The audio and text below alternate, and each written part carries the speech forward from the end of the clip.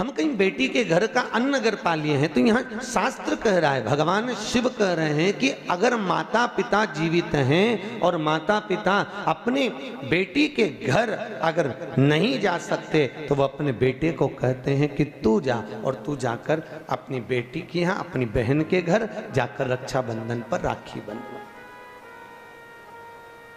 जाओ तुम जाओ। और भगवान गणेश जी महाराज राखी काय पर बैठकर बांधी जाती है? अरे बोलो तो, एक चौकी पर, पाटे पर, आसन पर बिठाकर रक्षा सूत्र बांधा जाता है। राखी बांधने के बाद बहन भाई के माथे पर, अरे बोलो तो, तिलक कर दो। आप लोग भी तिलक करते हैं। तिलक क्यों किया जाता है? तो कहते हैं ये तिलक हमारे यहाँ शुभ कार्य का प्रतीक है। पर तिलक प्रतीक है, पर जो चावल हम तिलक में लगाते हैं ये क्यों लगाते हैं? ये चावल का क्रम कहाँ से चालू हुआ? सिर में चावल चिपकाना, तिलक लगाने के बाद चावल लगाना, कहाँ से चालू हुआ? ये चावल है क्या? आखिर ये चावल तिलक के बाद में ब्राह्मण या आप किसी को भोजन करा रहे हो, जमाई को तिलक कर रहे हो, बेटी को तिलक कर रहे हो, तो कंकु लगाने के बाद चावल क्यों लगाया जाता है? उस चावल का क्या प्रमाण? उस अक्षत का क्या प्रमाण? क्यों लगाते हैं उसको? लगाते लगाते पूरी जिंदगी हो गई, अरे तो बता दो क्यों लगाते हैं? वो चावल का क्या प्रमाण है?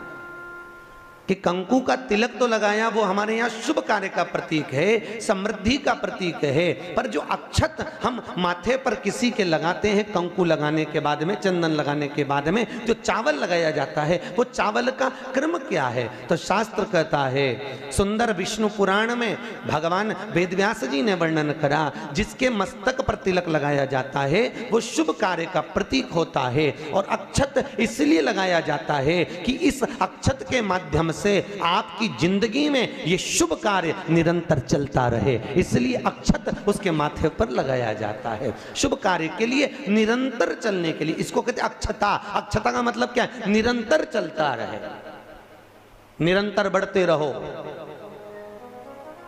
दूल्हा दुल्हन की जब जयमाला होती है, आपके यहाँ होता कि नहीं होता पता नहीं, पर महाराष्ट्र में तो एक नियम है कि दूल्हा दुल्हन की जब जयमाला होती है तो सबको पीले चावल दिए जाते हैं। इधर देते हैं क्या है?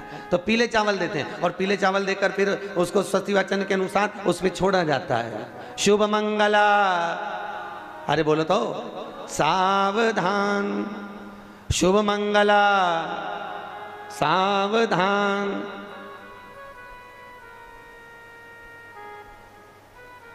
उसके ऊपर छोड़ते हैं कि सावधान।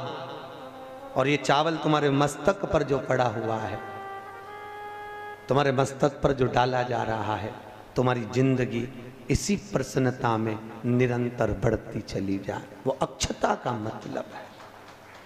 केवल एक देव है महादेव, जिनको खंडित चावल कभी नहीं चढ़ता। शिव जी को आप बहुत सारा चावल नहीं चढ़ा सकते, एक दाना चढ़ाओ, पर खंडित मत चढ़ाओ। अक्षत, शंकर को कोई चीज खंडित नहीं चढ़ती। बेलपत्र भी चढ़ाओ, भले एक चढ़ाओ, पर पूर्ण चढ़ाइए। भगवान भोलेनाथ को पुष्प चढ़ाइए, पूर्णता में चढ़ाइए। हम कई जगह मंदिरों में जाते हैं तो भगवान के ऊपर फूल देखते हैं, तो फूल कई बार शिव जी के ऊपर, कई बार शिव जी के ऊपर, भगवान के ऊपर, आपके घर के मंदिर में कई बार कई लोग जो पुष्प चढ़ाते हैं, वो पुष्प चढ़ाने का तरीका भी लोगों को नहीं मालूम। जो फूल चढ़ाते हैं वो कई बार देवता के ऊपर रख देते हैं, इस तरह से। भैया, शास्त्र कहता है जिसके ठाकुर जी पर, जिसके मंदिर में, जिसके देवी देवता पर अगर पुष्प को उल्टा रख दिया जाए तो जितने शुभ कार्य हमारे घर में होने वाले रहते हैं वो सारे टलते चले जाते हैं। आज की जगह कल, कल की जगह परसों, परसों की जगह नरसों, नरसों की जगह खरसों। तुम करके देखना, अपने आप शुभ कार्य टलेंगे। इसलिए भगवान के सम्मुख में जो पुष्प चढ़ाया जाता है वो सीधा चढ़ाया जाता है। यहां तक शास्त्र कहता है अगर भगवान को पुष्प चढ़ा रहे हो तो अगर सीधा और उल्टा नहीं मालूम तो नीचे की जो डांट है उसको तोड़ दीजिए और पत्ती की पत्ती, पंखड़ी की पंखड़ी भगवान को समर्पित कर दीजिए। वो शिव जी को स्वीकार होगा, वो भगवान को स्वीकार होगा। ये उसी में का हाल, उसी में का सुख है। जैसे पानी में पड़ा हुआ पुष्प, काय में पड़ा हुआ, अरे बोलो जम के, पानी में। कई माताओं की आदत रहती है, हमने कई कई ब्राह्मणों को भी देखा, कई कई लोगों को देखा, क्या करते हैं, कमंडल ले जाते हैं, कमंडल डोलची, कमंडल में पानी रहता है, एक बाल्टी में पानी रहता है, और पेड़ पे से तोड़ तोड़ के उसमें डालते रहते हैं। फूल को तोड़ा, उस बाल्टी में डाल लिया, बाल्टी में पानी है, उस पानी में फूल डल गया, और अगर पानी में फूल डल गया और उस फूल को निकाल कर आपने महादेव को समर्पित करा, देवी देवता को समर्पित करा, ठाकुर जी को समर्पित करा, कृष्ण राम नारायण लक्ष्मी को समर्पित करा, तो जो पानी में पड़ा हुआ फूल निकाल कर अगर हमने देवता को चढ़ाया तो वो निर्माल्य के तुल्य हो गया। काय के तुल्य है? निर्माल। निर्माल जानते हो, भगवान पे चढ़ा हुआ फूल, मतलब उसका कोई परिभाषा नहीं है, तुम कितने ही चढ़ा लो, वो निर्माल्य के तुल्य। अगर पानी में पड़ा हुआ पुष्प निकाल कर पानी के लोटे में से, पानी के कलश में से, पानी की बाल्टी में से उठाकर चढ़ाया है तो वो निर्माल्य हो गया, मतलब चढ़ाया फूल हो गया, उसको भगवान स्वीकार नहीं करते, याद रखिए। उसी तरह जैसे तांबे की प्लेट में रखा हुआ चंदन, तांबे की प्लेट में अगर चंदन रखा है और वो अपन ने लगा दिया तो वो चमड़े के बराबर हो जाता है। इसलिए तांबे की प्लेट का चंदन किसी को नहीं चढ़ाया जाता, किसी देवता को नहीं लगाया जाता, किसी देवता, निर्माल्य।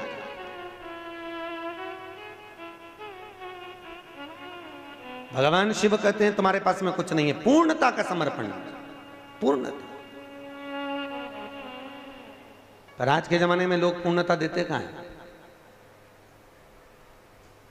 एक बात बताओ, भगवान के मंदिर में नारियल फोड़ा, राम जी के मंदिर में, हनुमान जी के मंदिर में नारियल फोड़ा, और वो नारियल फूटने पर अच्छा निकल गया तो भगवान ने स्वीकार करा कि नहीं करा? अरे बोलो जम के, अच्छे से बोलो, करा? अच्छा ठीक है, आप बोल रहे हो करा, शिव पुराण करे ही नहीं करा। अगर नारियल फोड़ने पर राम मंदिर, हनुमान मंदिर में, देवी मंदिर में नारियल को फोड़ा और फूटने के बाद अगर वो नारियल अच्छा निकल गया, उसमें से थोड़ा सा टुकड़ा तो तुमने भगवान को चढ़ाया, बाकी का सब घर ले जाके चक्कू से निकाल निकाल के खा गए। और मान लो वो नारियल फूटने पर बेकार निकल गया तो तुम उसको घर ले जाओगे? नहीं। क्या करोगे? जब हनुमान जी की परिक्रमा कर रहे होगे तो नारियल को वहीं पटक दो। तो भगवान शिव की कथा कह रही है कि भगवान शंकर को पूर्णता का भाव चाहिए। बेलपत्र दो, पूर्ण दीजिए, पुष्प दो, पूर्ण दीजिए, जो कुछ अक्षत भी दे रहे हो तो पूर्णता में दीजिए। भगवान को अधूरा समर्पण नहीं चाहिए। शंकर जी की तो केवल एक अपूर्णता है, वो परिक्रमा है। देखिए शिव जी की परिक्रमा कितनी होती है? आधी, पूरी नहीं होती। वो भी क्यों होती है आधी? ये शंकर जी ने गड़बड़ी कर दी थी ना। बड़ा जो बेटा था वो माँ को प्रिय था और छोटा बेटा, अरे बोलो तो, बाप को प्रिय था।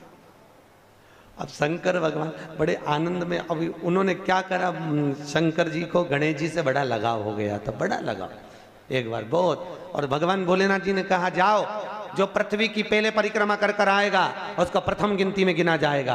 कार्तिकेय तो गए मोर पर, गणेश जी बैठे चूहे पर, और माता पिता की परिक्रमा लगा ली। अब माता पिता की परिक्रमा लगाई तो शंकर भगवान को हंसी आ गई, और शंकर जी ने रोक कर कहा बेटा क्या कर रहे हो? भोलेनाथ जी से कहा पिताजी मैंने आपकी परिक्रमा लगा ली, तमेव माता च पिता तमेव बंधुश्च सखा तमेव, मैंने आपकी परिक्रमा लगा ली, मतलब मेरी पृथ्वी की परिक्रमा हो गई। तो भगवान भोलेनाथ ने कहा गणेश मैं तुझे प्रथम गिनती में गिनता हूं तो पहले पूजा जाएगा। जैसे ही भगवान शंकर ने बोला, माता पार्वती सिंहासन पर से खड़ी हो गई। पार्वती सिंहासन पे से जैसे ही खड़ी हुई, थोड़ी देर में कार्तिकेय बाबा आ गए, और कार्तिकेय ने आकर कहा वाह माँ, वाह माँ, गजब करा तूने, छोटे भाई को प्रथम गिनती में गिनवा दिया और मैं बड़ा बैठा ही रहा। मैं तो परिक्रमा करने गया था माँ, परिक्रमा गणेश ने करी वो तुम्हारी करी, पर पिता के वचन को अगर निभाया तो मैंने निभाया है कि जो पृथ्वी की पहले परिक्रमा कर कर आएगा वो प्रथम गिनती में गिना जाएगा। मैंने पृथ्वी की परिक्रमा करी है, माना आप माता हो, माना आप पिता हो, पर गिनती तो वही कराई जाए। माँ आज मेरा अपमान हुआ है। कार्तिकेय जी ने कहा जगदम्बा खड़ी होकर बोली, भोलेनाथ मैं आपसे वचन लेती हूं, आप भोले हो, आप दयालु हो, आप करुणा सागर हो, जो आपकी परिक्रमा लगाएगा आप उसको हर कुछ दे दोगे। इसलिए आज आपसे वचन लेती हूं कि आपकी परिक्रमा जिंदगी में कभी पूरी ना लगे, जो लगाए उसे हत्या का दोष लग जाए। शिव जी ने कहा तथास्तु, तथास्तु। उस दिन का नियम है, शिव जी की परिक्रमा आधी चालू होकर आधी में पूर्ण हो जाती है, पर बाबा भोलेनाथ जी की परिक्रमा पूर्ण नहीं होती, क्योंकि बहुत सरल देव है साहब बाबा भोलेनाथ, बहुत सरल, बहुत सरल। कितना सरल देव। आपके यहाँ कोई ऐसा देवता बताओ, राम जी के ऊपर दिन में 2 बजे जाके पानी चढ़ा के बताओ, भगवान विष्णु पे देवी जी के मंदिर में जाके चढ़ा के बताओ। केवल एक भोलेनाथ जी आराम से बैठा है, जब तू घर में फ्री हो जाए तब लोटा लेके आ जाना, जब तू फ्री। और सावन महीने में तो कभी आप काशी, महाकाल, उज्जैनी आदि आधिक, ओमकारेश्वर, मल्लिकार्जुन आदि आदि जगह जाके देखो तो इतनी भीड़ रहे, लोग कांवड़ जानते हो ना, कांवड़ लेकर जाते हैं, और कांवड़ लेके जाके पानी की पानी, और कोई तो वहीं पे कांवड़ का लोटा तक भगवान पे फेंक दे। पार्वती जी बोलती हैं, भोलेनाथ क्या दशा हो रही तुम्हारी। भगवान बोले, मैं भी चुप बैठा, तू भी चुप बैठी रहे, आपने कहीं नहीं बोलना, बस चुपचाप बैठे रहो आंख बंद करके।